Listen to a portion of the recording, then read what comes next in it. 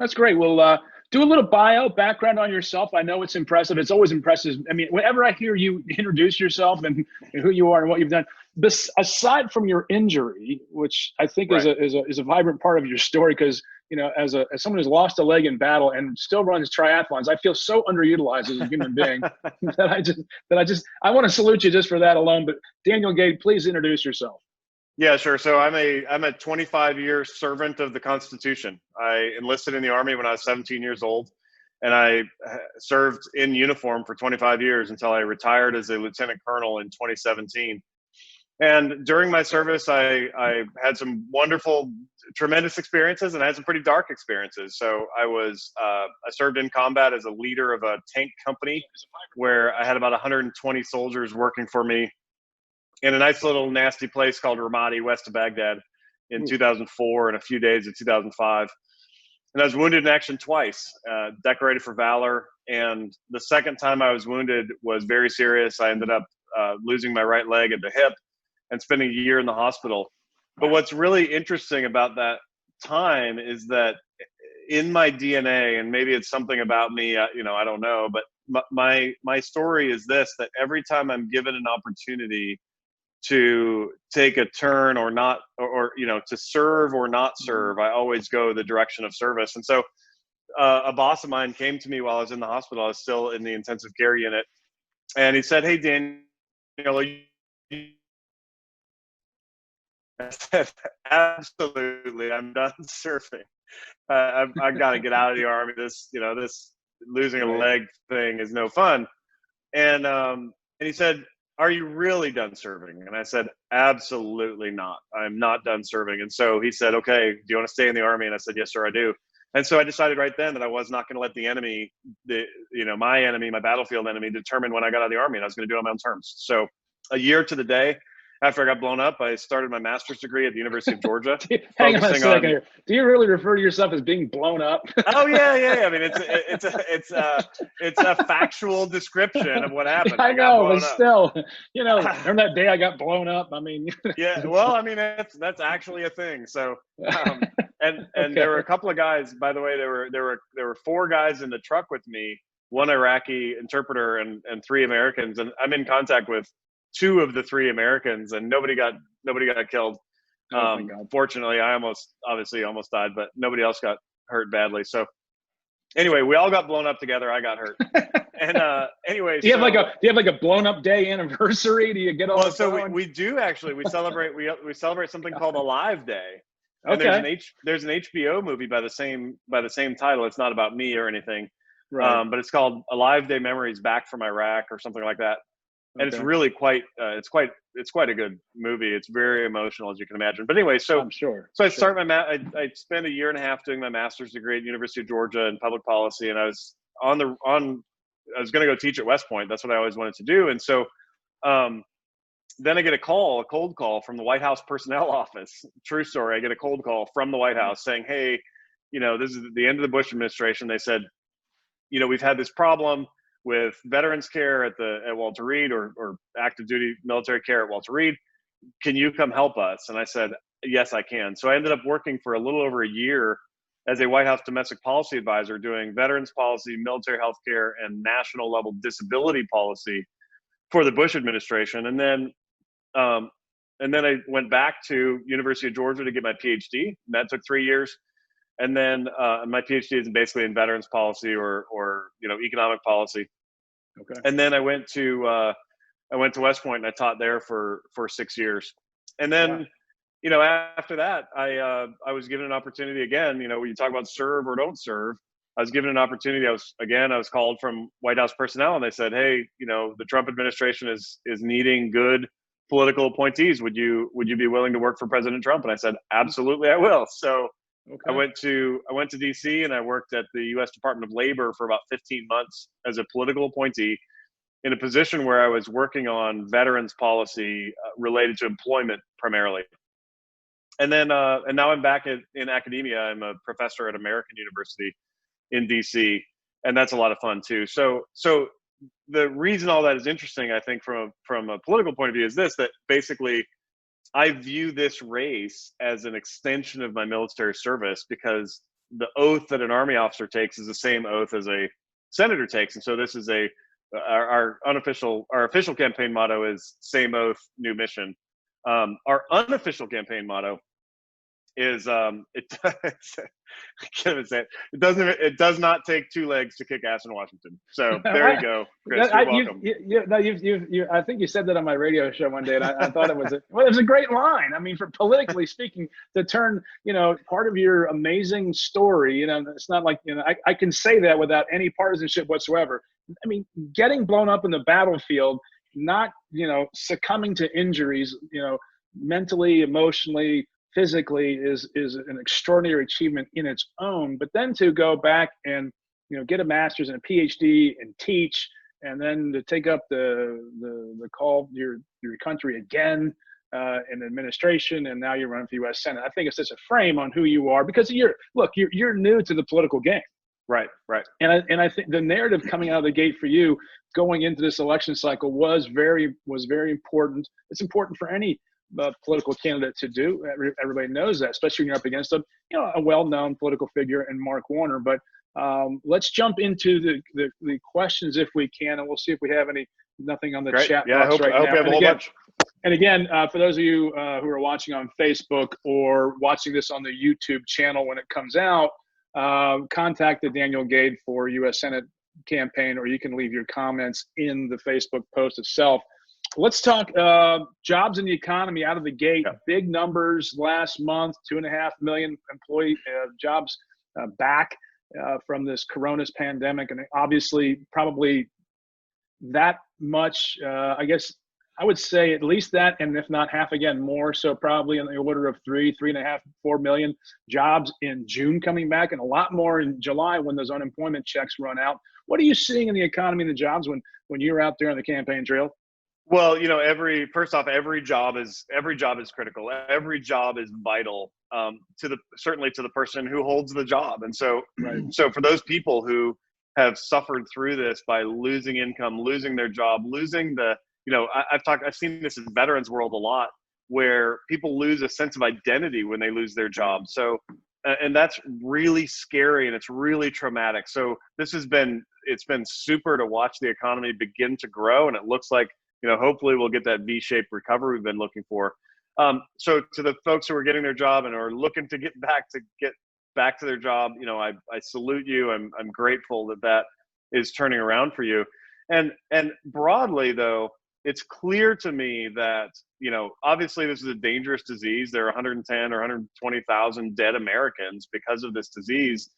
But it's dangerous in particular to a small segment of the population. So in retrospect, in 2020 hindsight, it's clear that this was a little bit of an overreaction, and it's certainly now time that we understand it a little better to get the economy back up and working. And the best way for government to do that is not to hand out money necessarily, but instead to do things like payroll tax holidays. And the stimulus has been fine, but it's time to do payroll tax holidays so that folks can keep more of the money they earn, and that'll give an extra boost as people are incentivized to get into the labor market and start working again. When you say in retrospect, let's take a look back at the coronavirus. Right. Not from China, as we all know. I can't say that. Let's take a look at it. Let's break this down in a couple different areas. One is economic policy, and you say we overreacted. No one's going to hold it against the politician for overreacting for the safety of the populace, especially the electorate when it comes down to voting, right? But so where did we make mistakes along the way? And I don't want to use this conversation as a way to be a partisan weapon against any, because I don't think anyone in politics got this right. I mean, nobody got it right. Other than New Zealand, Taiwan, Hong Kong, Singapore, South Korea, maybe Japan. Well, that's because they're closer to China. They've had these outbreaks before, and they've been through it. They were used to it. We weren't used to this, so we're like, oh, why would we wear masks? We've never done this before, or at least not in 100 years. So take a look back and say, if this is an after action review, what does Daniel Gade go forward with in case this happens again? Well, it's going to happen again. So a couple of key lessons that I think we've learned. One, so in order to protect ourselves better, one of the things we need to do, and we need to do this now, and we need to do it vigorously, and let's get after it. We need to treat our medical infrastructure, our medical supply chain, the same way that we treat the supply chain for other national security critical items. So there's a separate, there's import export rules around things like night vision goggles and certain kinds of weapons and uranium and things that are critical to our national defense because they're critical. And so what we've seen is that we were overexposed to Chinese pharmaceuticals, Chinese personal protective equipment, a couple of other items. And so the first thing we need to do is provide incentives so that businesses are incentivized to bring that production back to places that won't hold us over a barrel if they get a chance. So places like Canada and Mexico and Israel and the United States of America are places that are always going to be friendly to us. And so we ought to be having that stuff produced here and in those allied countries as soon as possible and as robustly as possible. So that's part of preparing ourselves for the future here. The next part, though, is really interesting, I think, Chris. And if you have left and right or two different poles here, what happened is, there's a needle in between them. And we went, and this one is the advice of medical people, virologists, those sorts of people, epidemiologists. And over here is the advice of economists. And what we did is we went ping, and we went just to their advice. We pinned the needle on their advice. And their advice is always going to be lock yourself in your home, wear a mask, bathe in rubbing alcohol twice a day, whatever, whatever their thing is, that's what they're going to say. Right. The problem is that that's not the only consideration. Saving lives is not the only consideration. In fact, a destroyed economy takes lives too. So I read this the other day that a 1% uptick in unemployment rate kills about 30,000 Americans in a year, and it kills them by suicide and increased crime and increased drug use and increased alcohol use and other things associated with that. So 30,000 Americans a year die if you don't take into effect that your economy has to keep thriving. So all of that to say, instead of just listening to the medical professionals, which those people matter, we need to listen to them. We got to listen to both sides, and that's an area that we should have done better. We should have listened to the economists as well as to the virologists. Okay, very good. What do you think the government's response to this has been optimal? I mean, to me, it's suboptimal. I don't think anyone got it right, and because it's new. And I'm not trying to point fingers, but there has to be a look back and kind of go, yeah, we could do better next time, because people are scared people were afraid to go out of their homes. People were about to, afraid not to have toilet paper, and they bought, they were going crazy on it. I would, given the last couple of weeks, I'd go back to those days in a second. But one thing that has been completely suboptimal is the response of our political class. So you saw in the Congress, and I am going to throw a little rock here at my opponent in this race, Mark Warner. You saw them on Capitol Hill use this as an opportunity to imagine a hungry person goes into a grocery store with an empty cart and is just there for a gallon of milk. Well, what happened is Congress should have just gone in with a gallon of milk or a loaf of bread or whatever they were going for, and that is relief, the Paycheck Protection Program, or whatever, whatever form the relief takes. Right. But instead, they went in there, and just like a hungry person does with a shopping cart, they loaded it up with a bunch of stuff they didn't really need, right? So the $25 million for the Kennedy Center, the bailout there, is a famous example, but it's not the worst. The worst of all, Chris, this is a huge problem, is the Democrats have decided that it's in their best interests to have state and local governments run by Democrats be bailed out by the federal credit card. So, if you imagine, it's a trivial example, but if I have 3 children, they're awesome, 18 and twin, almost 12-year-olds. But if one of them someday runs up a credit card tab and I pay it off, then all I've told them is that their actions are of no consequence. In fact, what I should do is let them sort of ride the dragon, whatever that is. They ought to bear the consequences for that. And so the state and local governments, Chicago and California and Illinois writ large, that have overspent for decades on things like public pension programs, guess what? Now their economy is going to have to bear the consequences for that, and that's going to mean relooking those contracts that they've been negotiating for years, and it's not the responsibility of Virginia to pay for California's problems. And that's what Mark Warner says we should do. He supports that? No, absolutely. Yes. I Yes, have not known that, because especially given his record as, he was considered the fiscal conservative business guy when he was governor. When I served with him, that was sort of his calling card.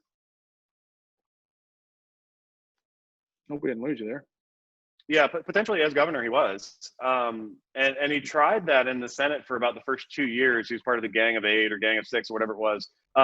But he has not held up that end of the bargain since then. And he was part of the group that proposed this $1 trillion bailout to the states, and it's states and local governments. It's disgusting. It's not appropriate. Well, that's a potential issue in this campaign, because Virginians are a fiscally responsible lot and pride ourselves on our fiscal responsibility, and that one will could be an impact in this campaign. Let's talk also what happened during the coronavirus. Insider trading. That's a bugaboo. That's not something we want to hold up as the better angels of our nature.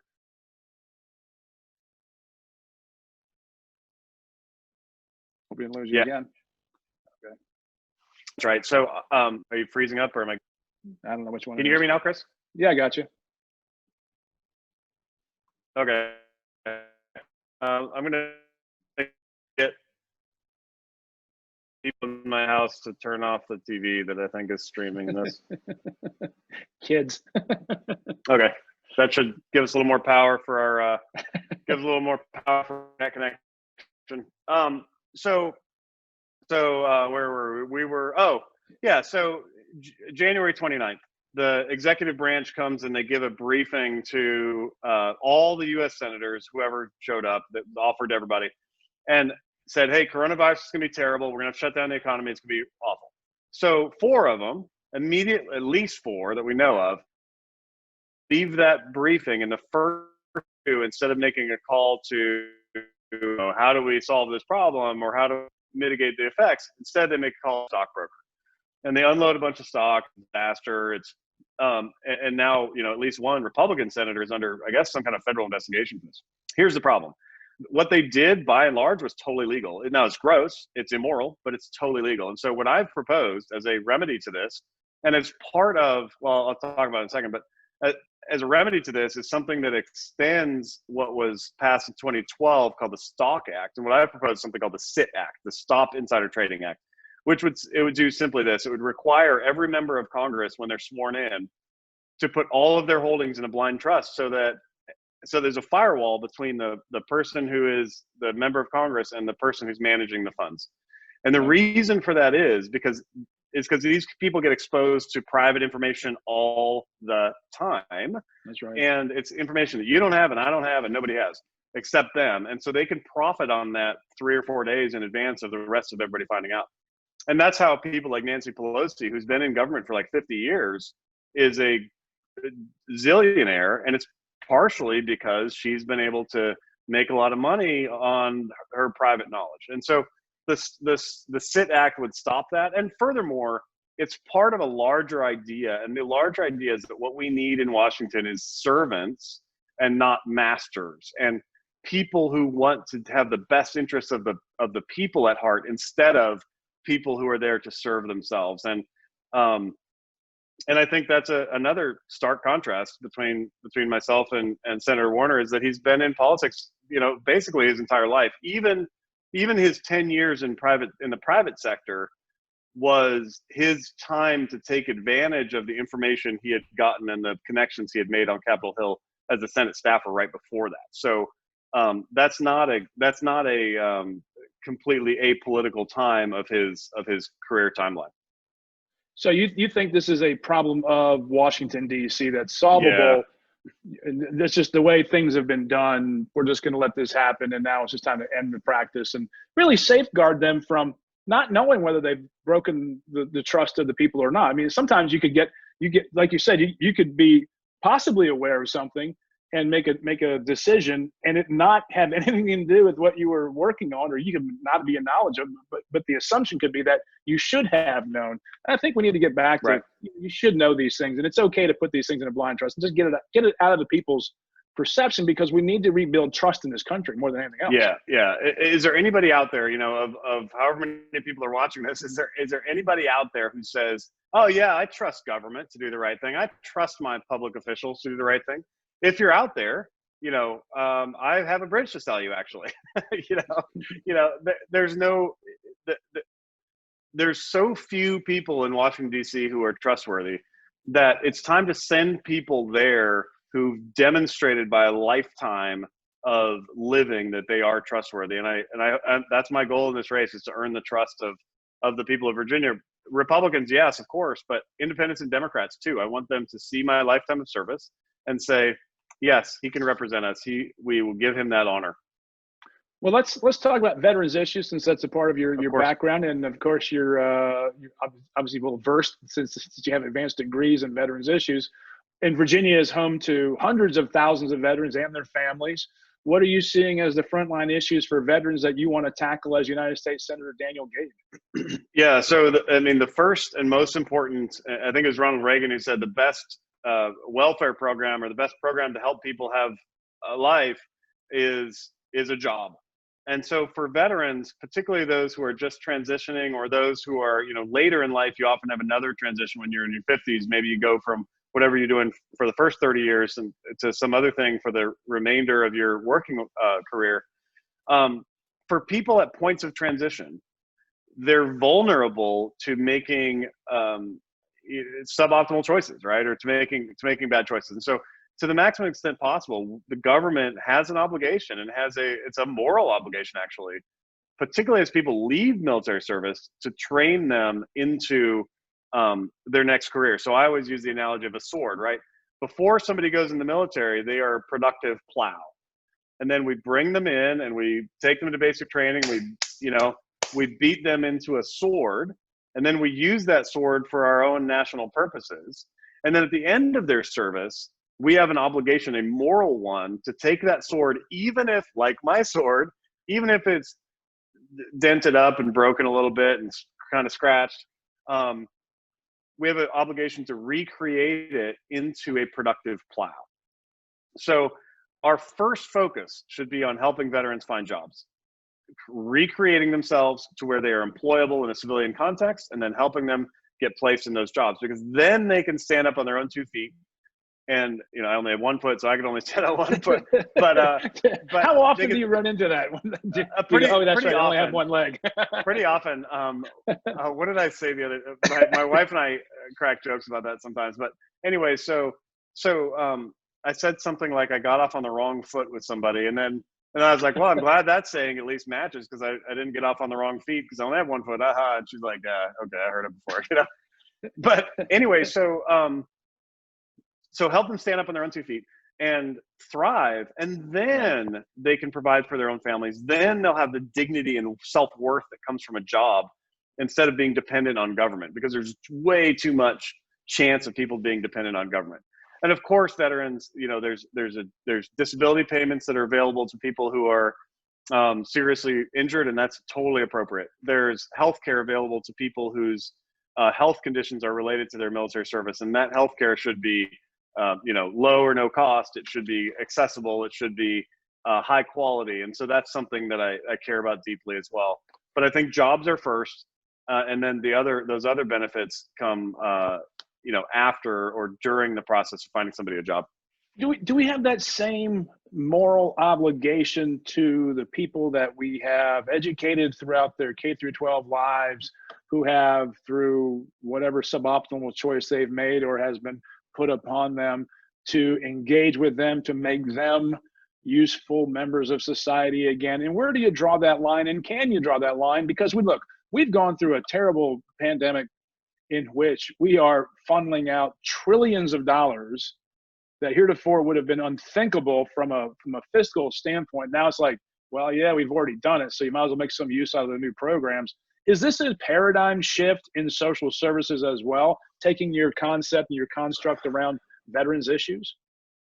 Well, I sure hope not, Chris, because the idea of the government always being there with its warm embrace to help you through the hard times and pat you on the back is terribly destructive. Because what we know from history is that there are things that government does well, and there are things that government doesn't do well, and government is never good at caring for the individual. Instead, what we need to do is set up systems that allow individuals to care for themselves and their own families, because you have your own family's best interest at heart, not government.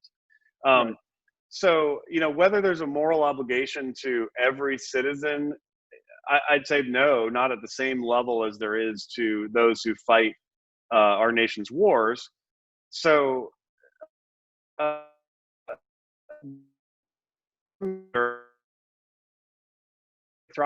absolutely. There are, I mean, a great example, K through 12.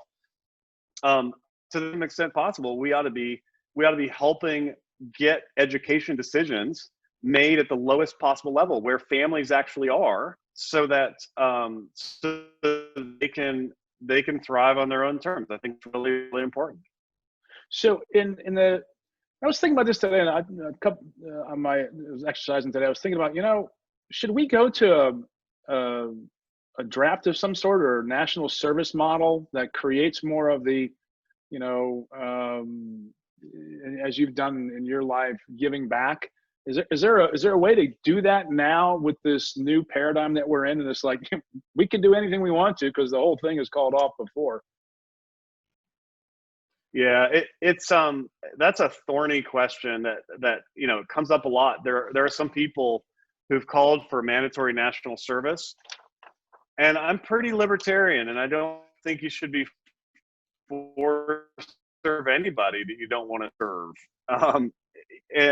So the idea of taking away basically 2 years of somebody's life as a offering to the government, and forcing them into a government job for a period of time, and then letting them go about their lives, I think is a bad way to approach that.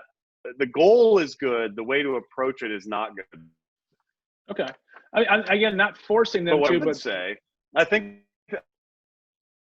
but if it's going to be mandatory service, that the word mandatory means, force. No, I right? I never presumed mandatory. I'm just saying, should we have that model available for kids who don't want to go to college, who are not ready for college, who don't want to go to the workforce just yet, and say, look, I want to give back, and here's an opportunity. I'm a freedom-loving, non-forcing kind of guy myself when it comes to these kind of things. I'm just saying there seems to be an opportunity for a model, because a lot of people want to give back to their country right now, especially in these difficult times. Yeah, I think that's great. Actually, that's the right approach. There's a lot of people who are done with high school but not quite yet ready for college, and so taking a gap year, having a structured gap year type program or set of incentives, where, for example, if you do a gap year with a nonprofit that serves inner city youth or something, you are preferentially admitted to the most elite colleges or something like that. So that way, it's not just children of privilege who get into Harvard; it's children who are willing to work their tails off and serve others who who are smart who get into Harvard. I think there's some real opportunities there that are worth exploring, and I'm interested in that topic. I haven't thought too deeply about it, but I have been involved with some people who are thoughtful, and I'd love to reach out to them. Great. Let's talk about fiscal issues. We had a lot of debt before this administration. We had a lot of debt before this crisis. We're going to have a lot more. What are we going to do about it? Well, and it's not just debt. So that's the other problem, Chris, is there's something called quantitative easing, which is when the Fed prints a bunch of money and they flood it out into the economy. So of course, we spent about $4 trillion extra during the COVID crisis, more than we spent on all of World War II, by the way, adjusted for inflation. So a huge amount of money. And we also did about $3 trillion in quantitative easing. So it's not 4 that's the problem, it's like 7 that's the problem. And the downside here is that creates inflation risk. Obviously, the debt to GDP ratio is out of bounds. So what does all this mean? What it means is that just the debt payments, if interest rates stay low, just the debt payments are about $250 billion a year, which is much more than we spend on the VA and about a third of what we spend on Department of Defense and a whole lot more than we spend on state or HUD or labor or any of those other federal agencies. So it's a huge amount of money. It's not trivial. So the more debt we rack up, the more drag. It's like, it's like being a swimmer and, oh yeah, we're going to stick this, you got to wear a sweater while you're trying to swim or something. It's just going to slow you down and create drag. And so that drag is invisible to the average worker, but it is real because it depresses wages, it increases interest rates, it causes, productivity to be lower. There's all kinds of ways it hurts the economy. And the way out of this, Chris, it's not like we can go back 50 years and have a balanced budget amendment and all of a sudden all this goes away. Instead, the way out of this is sort of two-part. One is fiscal restraint on the rate of growth needs to go from 3% growth to, 0.5% or even a percent decline. And we need to grow the growth of annual spending year over year. Okay. And then we also need to grow the economy so that our tax base gets much bigger and so we can begin to pay down that debt. I'm in favor of a balanced budget amendment. I've said this many times. I know there's some downsides to a balanced budget amendment, but it's obvious that our political class has no appetite for hard decisions. They're a bunch of spineless wimps. And so it's time to use the blunt force instrument of a balanced budget amendment to solve that problem. And you can work through there are some downsides to a balanced budget amendment, but we've got to work through those downsides in the process of getting one formulated, passed by the Congress, and then ratified by the states. Even when a balanced budget amendment is passed, everyone knows growth and controlling spending has always been the crux of the matter. To make up an annual deficit at whatever point we get this thing to a balance like it was in the late 90s, some 20 years ago, would you support a tax increase to balance it? No, I don't think that's the right approach. I don't. I would have to see, I've signed a no new taxes pledge and I stand by it. In the way out years, if we had a balanced budget amendment, and if there was appetite bipartisanly to decrease spending overall, is there room for revenue in some way? Yeah, I guess in theory, but I haven't seen the first two things begin to happen yet, and so I don't have any faith that that's a good approach. So I'm a no new taxes guy. I think that's better because look, just Department of Defense spending. Like, of course, we need a strong national defense. There is always room for more efficiency in national defense spending. But just the Department of Defense has grown by a factor of 2 in the last 15 years. Its annualized spending has doubled in the last 15 years. That's an unsustainable rate of growth.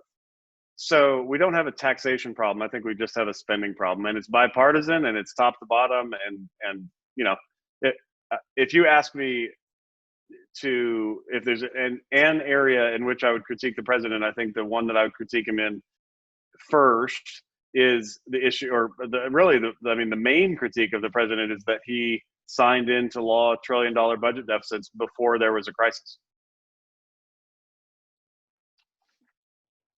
Any other areas of critique for the president that you would highlight?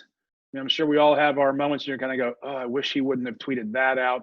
But any specific policies you kind of go, yeah, I just don't agree with the guy on this one, which is fine. If you can't, disagree with someone, what's the purpose? We disagree with our children and our wives. So, yeah. Yeah. Well, not only, I don't necessarily always agree with my past self or my future self. That's fantastic. So I'm totally disagree with the president. I'm totally okay with disagreeing with the president when he does something that is not great. But I'm glad. Let's put it this way: I'm really glad that I don't have the level of scrutiny on me that he has on him, because I don't know who could stand under that level of scrutiny. The media is clearly rooting for him to fail. They're rooting for him to do something silly or ridiculous or whatever. And if he does something so ridiculous, they jump on him and pretend like it's a constitutional crisis every time. And I'm glad I don't have to live under that level of me. He tends to engender that kind of response from folks, whether it's fair or not. History will determine, right? Um, let's talk about China. One area that I think the guy was right on out of the gate was China and recalibrating our relationship with the Communist Party of China. What's your view of the Congressional China Task Force that's going on right now, and our relationship to China? Well, you know, one of the I'll say silver linings that could come out of this COVID crisis is the fact that it's time to rethink our relationship with China and realize that although they can make iPhones cheaper than Mexico can, free trade. I'm a free trader by nature. I'm a free trader. Here's the problem: free trade only works when the two parties are acting in good faith. And in the case of COVID, and more largely in the case simply a totalitarian dictatorship that only has its best interest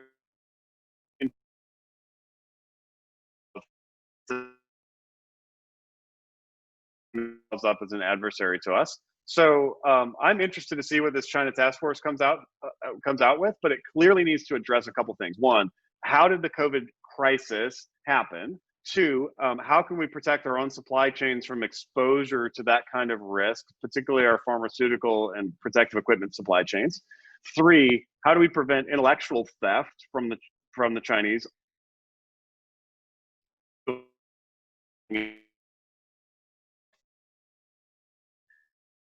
And then, you know, how to, especially in space and cyberspace, because the Chinese are expanding in those areas and they propose a real risk to our national interests if they continue their expansion.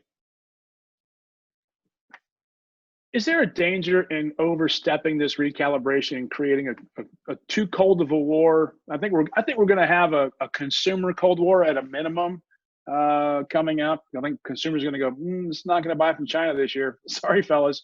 Can we overstep that too much? Well, you know, consumer choice. I'm not going to second guess the, you know, not the consumer side, not the consumer side, but the policy side. Like there's a danger going, yeah, we're going to really hit them hard. Like, whoa, wait a second, that's 1.5 billion people there, you know? Well, yeah. So Chris, I mean, a brief walk down history lane here, memory lane in history would be really critical. So right after World War I, what do? We put in a bunch of sanctions and punitive stuff against the Germans, and you'll never do this, and you must not do this, and you started a war, and, you know, on and on and on. And what did they do? It started, I mean, the post World War I order to stick it to the Germans started World War II. And I'm not willing, I have twin sons, as I said, who are 12, and I am unwilling, if it can be avoided, to 20 years from now when my sons are 32, to have them carrying rifles in a foreign country. So the idea of being so stiff on the Chinese now that it causes a Cold War that then ends in a hot war is much worse than having a little bit of, as you said, calibration. I think it's a perfect word. So sticking it to the Chinese has a intuitive appeal, but a quick walk down memory lane or history lane will show you that the results of that could be a world war, frankly, and that's horrifying. So I'm glad you brought that up. Well, the one term that comes to mind is Alan Greenspan's when he was talking about the economy, irrational exuberance. You know, we don't want to be, I think, going down this road of vengeance with the Chinese. I think we need to get to the bottom of what happened. I think most people want that. I think they're looking for a reasonable response to this. But we do need to be careful that it's not that in fact we're angering the Chinese, but it's a very, very large player economically in the world, especially in some very important areas, South China Sea in particular, the trade routes, all those different countries there, and the level of nationalism that goes on between those countries. There's not a lot of, you know, good blood between those Asian countries, and lighting a war over there would be catastrophic. Yeah, I mean, Yes, clearly. Damn it, you're supposed to follow up with something there. Okay. Yeah, I mean, I was gonna, That's okay. but I think we covered it. I think we got it. Yeah. Okay. Um, has it been hard to campaign going around the Commonwealth? I mean, what are people coming to you saying, hey, this is one that's really on my mind? We've had this major disrupt in the country over the last 2 weeks with George Floyd's um, um, killing at the knee of a police officer in Minneapolis. His death has now been upgraded. The charge has been upgraded from a third to a second-degree murder, which is going to be even more difficult to prove intent. What are your reflections on the Black Lives Matter movement, the demonstrations, the defund the police movement, which is horrifying to think about? Well, you started out by asking me, like, how's the campaign going? Right. But, So, are they and then you switched over. You switched over to like the the, most controversial issue out there right now. Are So you are you hearing? Let me from talk people about the first one. Let me talk about the first one first, which sorry. is, look, we're all sick to death of Zoom, right? We're sick to our freaking hearts about looking at Facebook all the time. So clearly that's been part of it. People are sick of being cooped up. They're excited. I went to Virginia Beach on Saturday. There's a big support the president boat parade. It was awesome. There's like 700 boats out in the harbor there, and it was fantastic. And people are enthusiastic about getting outside. It's a lot of fun. So the first thing is, people are most concerned not about violence in their neighborhoods, because that's, fortunately, it's concentrated in a few city centers by and large. They're concerned about, like, when do I get to go out without a mask? When do I get to go out and resume my life? And so I'm hearing a lot of, hey, when are we reopening the state? Let's get these reopen rallies going. Let's get the Great American Tailgate going, all of that stuff. All of that is kind of what I'm hearing on that front. People are ready for this to be over. They're sick of, and I'll just point out to my fellow Virginians that, if you like big government, then that must mean you like the mask on your face, because every time you put a mask on, that's Ralph Northam's hand touching your face. How do you like it? Do you like having the government touching your face everywhere you go? I don't. I'm tired of it. So reopen Virginia is number one. Reopen the economy, get people back to work. I think that's the thing that's closest to people's heart. But I think, what's interesting about the killing of Mr. Floyd, I think, is what we're really seeing here is a combination of two things. It's pent up anger by folks about how they get mistreated, or the perception of mistreatment at the hands of the police. And I think there's also like fuel on that fire by the fact that everybody's been cooped up for a long time. And so I think the two things together kind of create a perfect storm that's causing this to be worse than it would be otherwise. But look, nobody, not a single person that I've ever seen on Facebook, on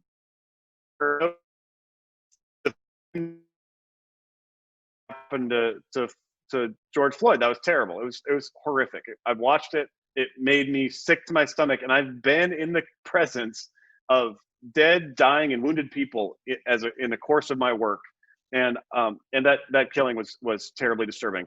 And of course, I'm a huge supporter of freedom of assembly, freedom of speech. Yes, absolutely. If you want to have a big sign, and look, I'm going to say something that you might disagree with, and that's fine.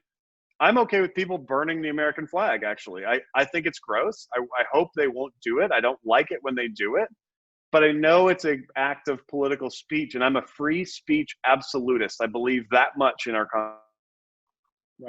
Constitution.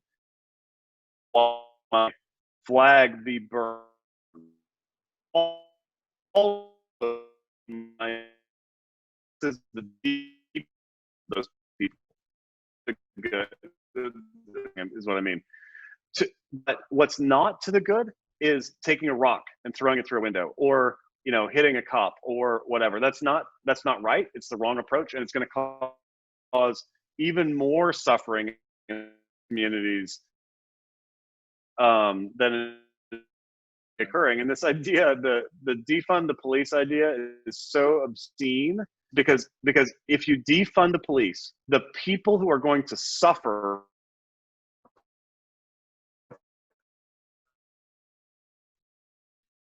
people who live in your neighborhood or in mine, where there's lots of crime already, those people are going to suffer. And if you think it's, so the fact that Minneapolis is getting ready to defund their police force it's absurd to me. And a whole lot of national level politicians have signed on to this. It's a crazy approach. It won't work. It's dangerous to the very people they're trying to help. Well, see, what I don't understand about this is how people aren't denouncing this everywhere. It's one thing to be opposed to it, but people want the silence on other issues as well, and that's the one I think that's going to transcend into the election. I mean, yeah, people are rightfully upset about what happened to Mr. Floyd. I'm upset with what happened to Mr. Floyd. I'm upset that the other police didn't do anything about it. I'm upset that the person taking the video didn't do anything about it.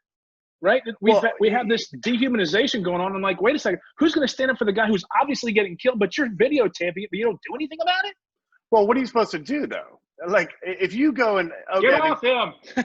Well, no, they did say that. They did. Oh, really? Chris. Oh, really? Yes. They were like, "Man, you're killing him. Get off him." Oh, wow. And the cop, the one cop is standing there with his arms crossed, and he's like giving him the stone face. And if you go over there and let's say if you grab Derek Chauvin by the back of the neck and try to pull him off Floyd, you're going to get shot. I mean, so they tried their best. They told him he was killing them and that he was unconscious. Wow. And I can't watch. I can't do those kind of videos. I can't watch them. It's hard enough on TV, let alone in real life. There's just squeamishness to me. No. Let me challenge you. I want to challenge you on that, and I want to challenge everybody who's watching this on that exact issue. Because I think it's really important as Americans that we look at evil straight in the eyeballs at it so that we understand what we're dealing with and we understand the emotion that people have about it. So I think we have to watch it. I think we have to watch it. I think that everybody should watch Schindler's List, the movie that came out in 1993. Oof, that's a brutal If you haven't watched Schindler's List, I have. It's amazing. It's great videography, and it's telling only a part of the story. Right. If you haven't watched the killing of the Jordanian fighter pilot who was shot down over Syria and then burned alive in a cage by ISIS, you should watch it because it's a chance to look straight in the eyes of evil.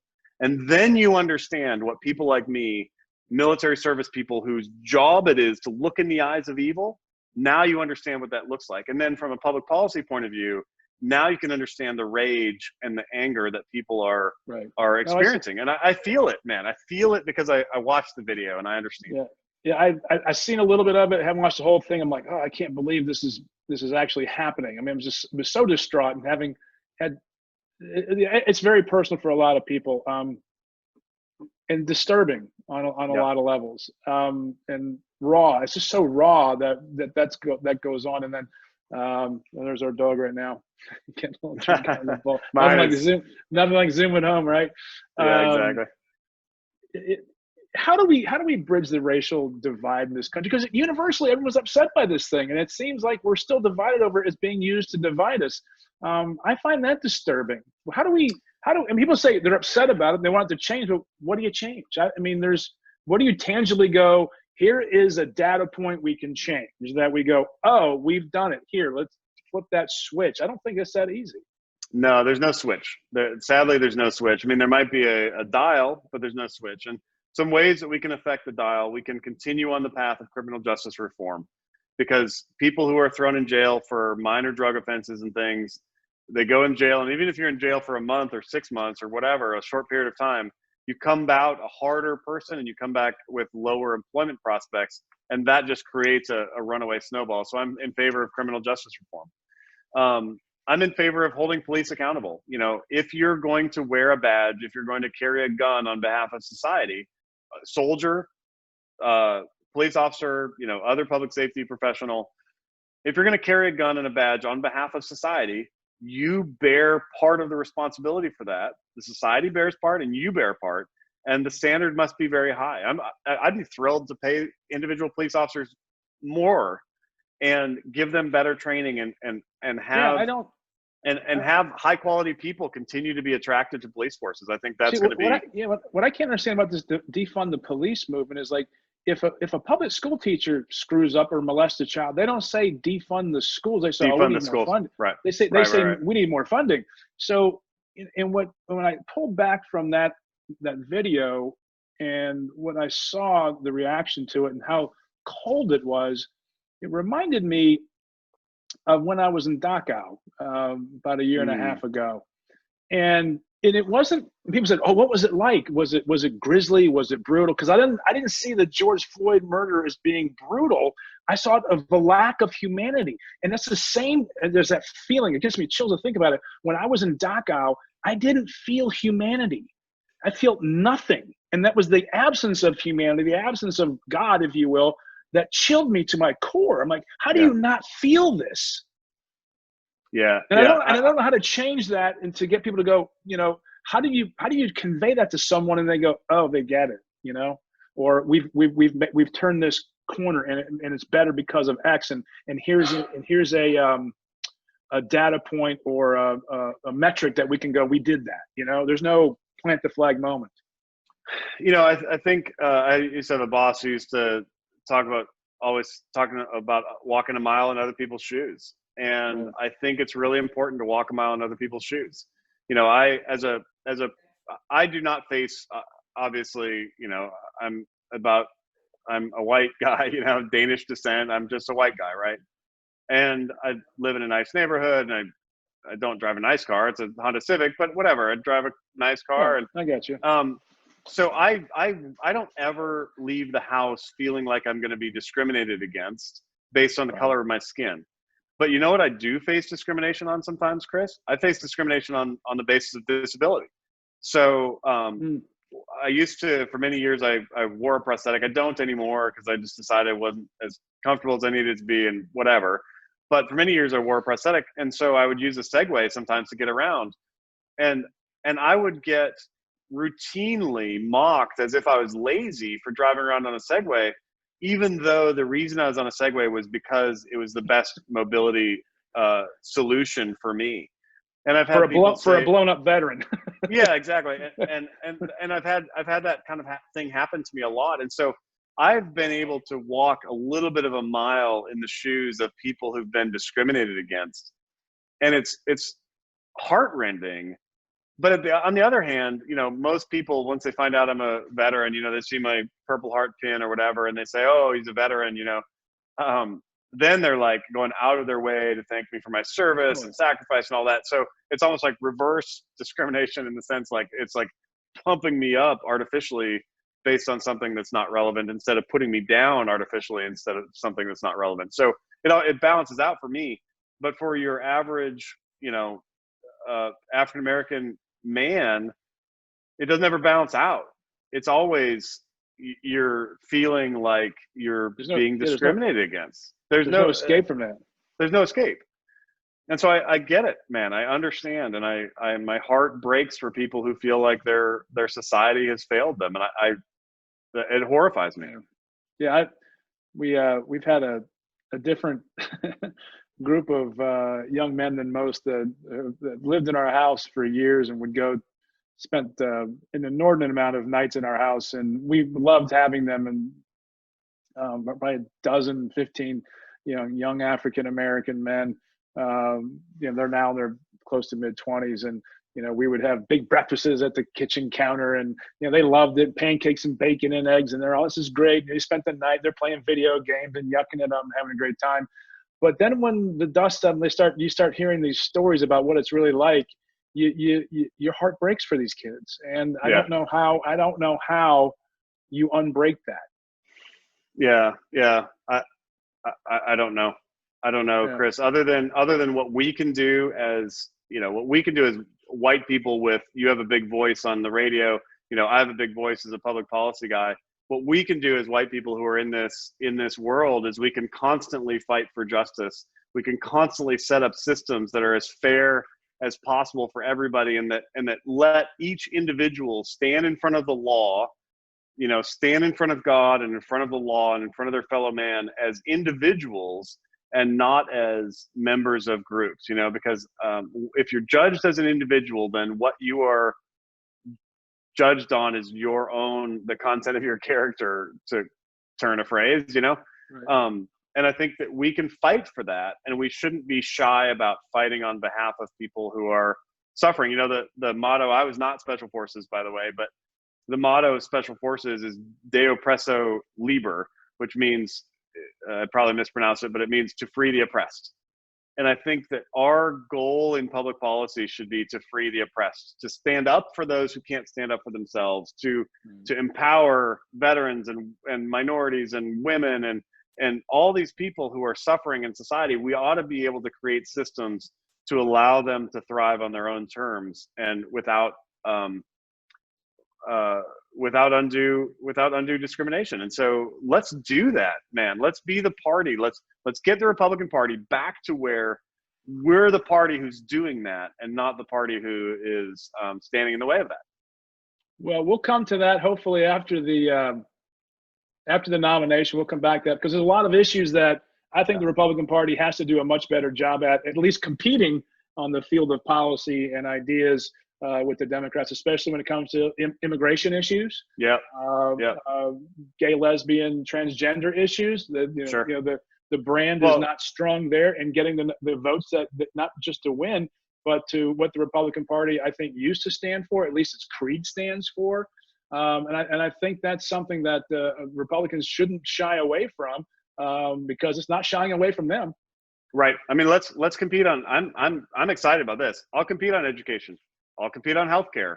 I'll compete on individual liberties. I'm thrilled to do that because our policies are better than theirs. Well, Daniel Gade, candidate for the United States Senate. We're coming up on the 8 o'clock hour. We promised an hour. We gave an hour. Thank you for your service and all that you've given the United States of America in its defense of liberty, and look forward to your candidacy. I think it's going to be a vibrant one between you and the incumbent Senator Mark Warner, with whom I served when he was governor and I was in the House of Delegates. I think it'll be a spirited event, and I think the citizens will be better off for a good, solid campaign from you both. And I wish you the best in finishing out this primary. It looks pretty good for you so far, but that's June 23rd, right? June 23rd primary. Yeah. Can I get the last word? Is that Go right ahead. You're all right, as long as you want. So, all right, cool. So take your time. Yeah, no, look, thank you for joining us, everybody. You know, I'm Daniel Gade, and I'm dying to serve you in the United States Senate. I have prepared my whole life to serve the Constitution and to serve other people, and that's what this race is about. So if you'd like to be involved, you know, first, the most important thing, please vote in the primary on June 23rd. I'm in the top spot, and everybody in Virginia gets to vote in the primary. So it doesn't matter what district you're in, doesn't matter anything else, but you can go to your local polling place and vote. And I'm in the top spot on the ballot. Daniel Gade is my name. And then you can volunteer. My Facebook page is @GADEFOR Virginia.